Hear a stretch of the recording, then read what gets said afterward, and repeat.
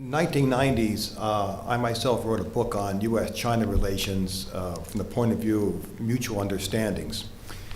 And when I was doing the research and writing, I came to the conclusion that when we know the other, someone else, that very often involves understanding ourselves.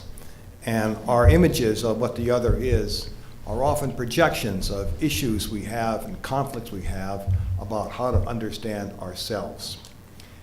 And I saw this in studying about China when I was there in 1988.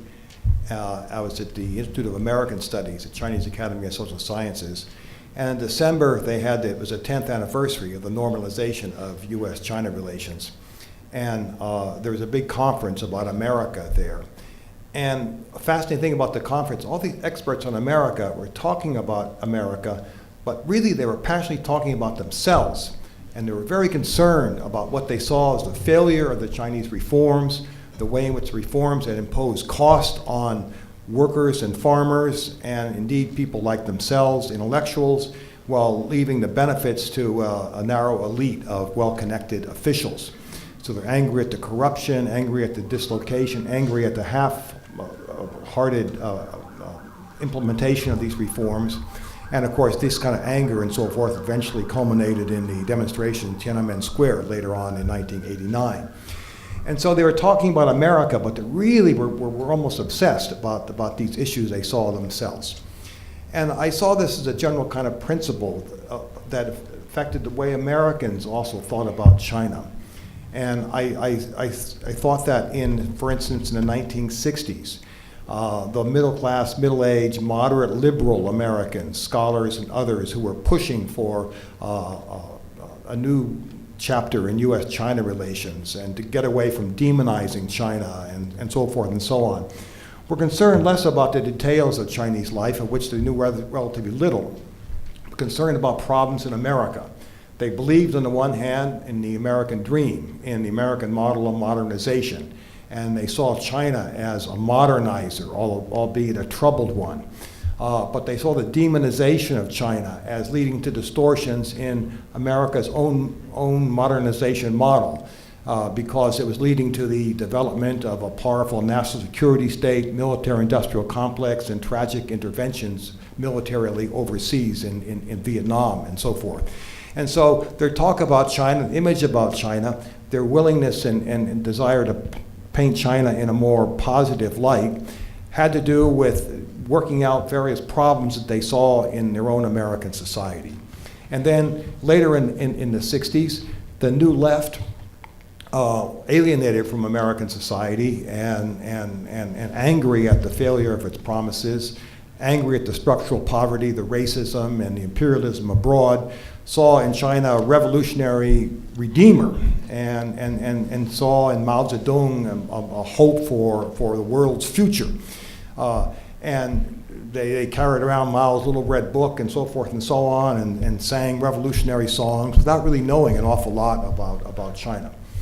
In both these cases, in the Chinese case and American case then, images of the other, of America or of China, were projections of people's own issues in understanding themselves. And then what often happened eventually was reality would sort of bite. And once certain facts came clear, then perceptions would change. But also this confrontation with reality came through the school of hard knocks and through disappointments and so forth. For Americans, disappointments after the Tiananmen massacre. In China, the same thing among a certain generation of Chinese youth at that time. So I don't want to talk too much about what I did, but just tell you that this was the interpretive framework that I developed. And so I like to kind of apply this to these fascinating talks and papers today. So Todd Frazier's talk is a wonderful example of the way in which African Americans, angry justifiably at the racism of America, and especially militant activists who came to see that it was necessary to engage in powerful, even violent overthrow of parts of the system would be attracted to China and see in the promise of the Chinese Revolution, see in Mao Zedong the promise for this kind of future.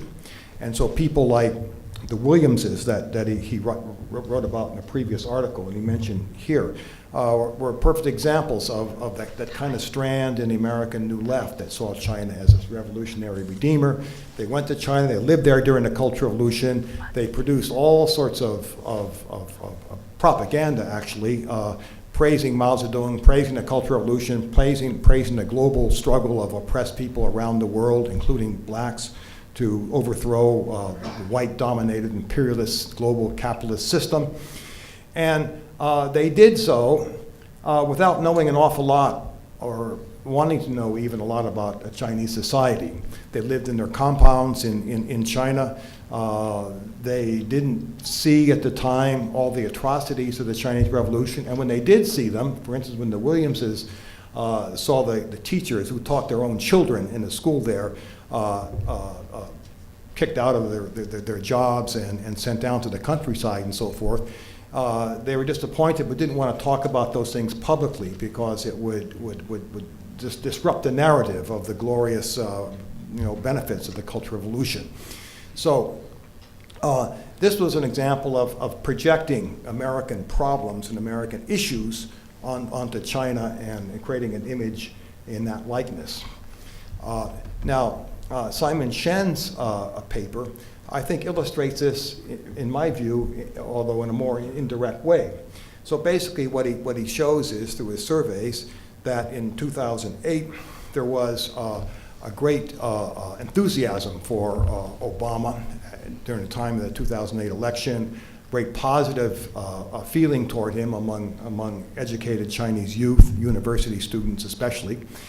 And that was coupled, though, with also a conviction that the China model was superior, if anything, to the American model, and China should not try to learn American democracy and so forth and so on to move forward. So I would interpret this in some of the same way I would interpret those middle-class, moderate liberal Americans in the 1960s. That these Chinese students were seeing basically the China model as successful, and this was in context of a glorious, triumphant Olympics in 2008 and so forth, in the sense that China was triumphant, America was sliding down, but they had certain kind of domestic problems. One of the main problems, I think, was problems about meritocracy. I think the fascination with Obama was that he came from a relatively poor background. He came from an ethnic group, racial group that had been oppressed and discriminated against in America, and he had risen to the top because he was smart, because he could get a good education, and you could do that in America. Whereas in China, you can't do that necessarily because guanxi matters so much more, and the best jobs are taken by an elite, and the leaders of the country are these princelings and so forth and so on. And so merit doesn't count in the same way, but you could see it happen in America. So basically, they would like to see that problem solved in China, but at the same time, they thought the general Chinese method of kind of authoritarian capitalist development was a superior model than the messy American-style democracy. But now, what happens in all these cases, in both the cases that Professor Frazier talked about, Professor Simon talked about, reality kind of bites. For African Americans who were fascinated with China in the 60s, once the reality of the Cultural Revolution became clear and so forth, then there's just various kinds of disillusionment about that aspect come through. And in China, basically what you see now is a kind of a concern connected first of all to the Chinese model of rapid economic expansion is going to reach certain pitfalls, and is also going to come up against some of the hard constraints of American military pivot toward Asia. So there's certain kind of frustration and confusion about that, and it's reflected in the way in which people now assess people like Obama and American politics in general.